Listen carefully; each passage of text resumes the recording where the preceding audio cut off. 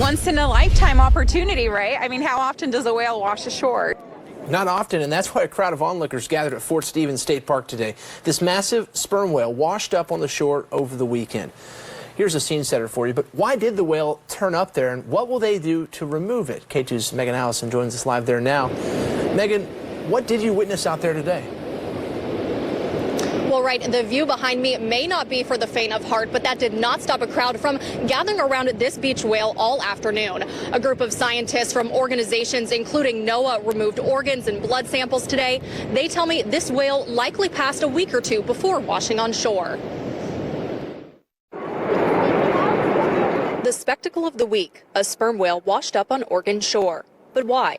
As scientists worked along the beach, visitors tell us they wanted to make a detour to see the action this holiday weekend. Overall, it's just interesting and amazing to see such an animal from the ocean wash ashore this size, right? So definitely an opportunity and experience. Many just wanted to see it, a mammoth mammal this close. Others described themselves as cetacean enthusiasts who wanted to show their appreciation for this kind of wildlife. So I'm impressed with the local community for coming out with curiosity and to, share in the grief of the loss of the life of this creature. This group of scientists are part of what's called the Marine Mammal Stranding Group. So far, they determined this was a juvenile male whale. It'll take them a few weeks to actually analyze the material, but at that point they'll be able to determine the cause of the death as well as the health of the animal when it perished. Matt Burke says at this time of year, this is unusual. This is a little more rare that a sperm whale would come up in the winter, generally more in the summer, but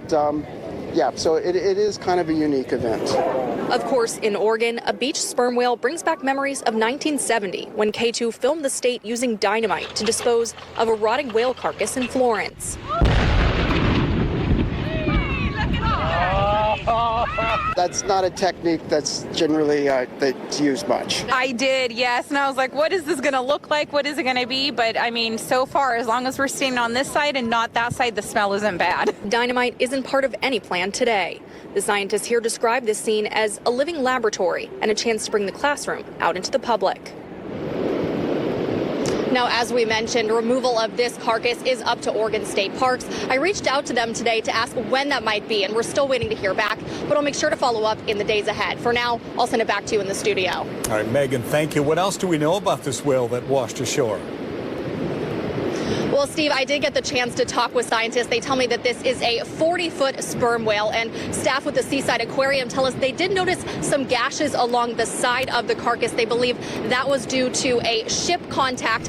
A newborn gray whale washed ashore near the Peter Iredale shipwreck on Wednesday, the third beached whale in Oregon since last week. It's unusual probably to have, several within just a few days, but at the same time, this is the peak of the gray whale migrations. According to NOAA, the population of gray whales has dropped by 38% since 2016. Michael Milstein with NOAA Fisheries say scientists could learn a great deal from the beached baby whale. This calf that stranded may actually be helpful to that research, because one of the things that's happened is that the gray whales are not producing as many calves as they had been.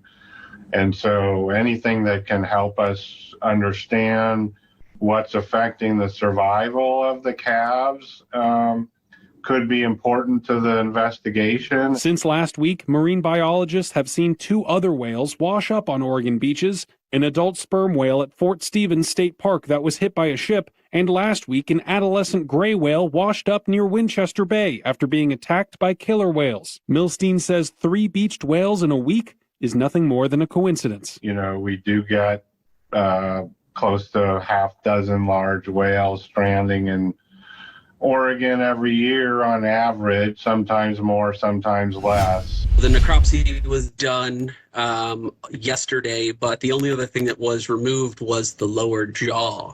So basically the majority of the whale is still intact and out there.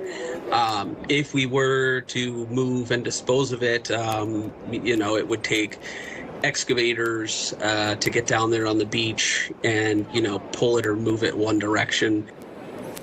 They also hope that some parts of the whale will be washed back into the ocean by the king tides. Marine biologists concluded the whale was hit and killed by a ship.